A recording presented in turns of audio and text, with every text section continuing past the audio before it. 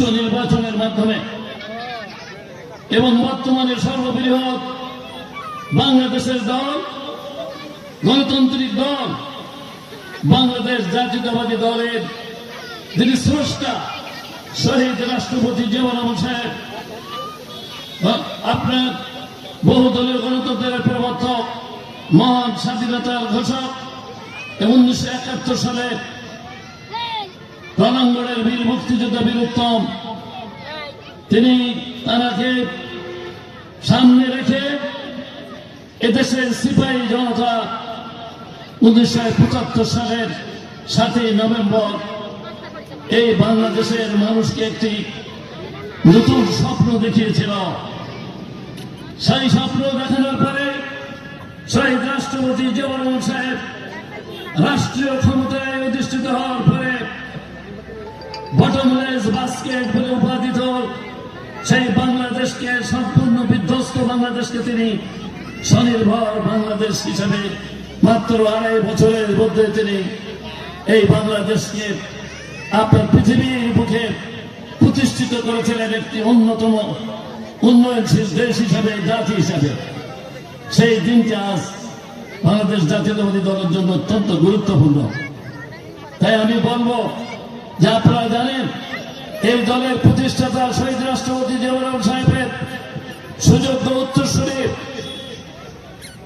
বর্তমান বাংলাদেশ জাতীয়তাবাদী দলের চেয়ারপারসন, বাংলাদেশের নির্বাচিত সাবেক 3 বারের প্রধানমন্ত্রী, আপসের নেত্রী, গণতন্ত্রের নেত্রী, উন্নয়ন এবং উৎপাদনের নেত্রী, স্বনির্ভর বাংলাদেশ গড়ের মুক্তপতি বেগম খালেদা জিয়া তার সেই প্রাত স্বামীর মতো দেশ এবং জাতিকে ভালোবেসে কখনো আপোষ করেন নাই।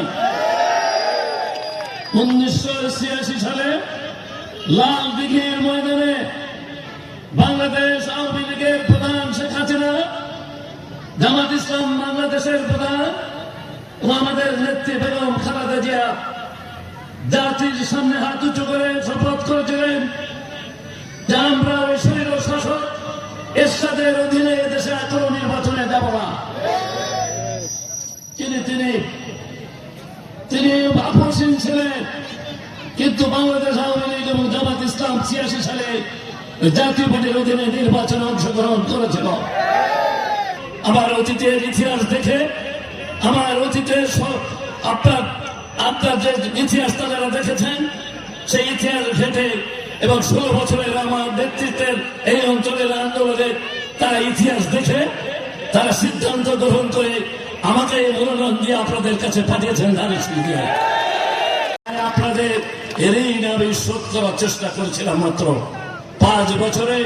কালীগঞ্জ দেবাটার 17 ইউনিয়নের অলিতে গলিতে পিচ ঢালা রাস্তায় করে দিয়েছি, বিদ্যুৎ প্রত্যেক বাড়ি বাড়ি দিয়ে দিয়েছি এবং কাকশালী ব্রিজ আমার নেত্রী বেগম খালেদা জিয়া যখন বিদায় হয়ে যাচ্ছেন তার আগেই এই ব্রিজটা করে 5 অক্টোবর 2006 সালে 2টা হেলিকপ্টার নিয়ে এসে উনি উদ্বোধন করে দিয়ে গেছিলেন।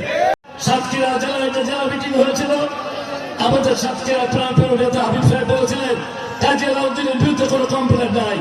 তাই আপনাদের কাছে আমি আবার আপনাদের সমর্থন আশা করে আমার সংক্ষিপ্ত আলোচনা শেষ করছি।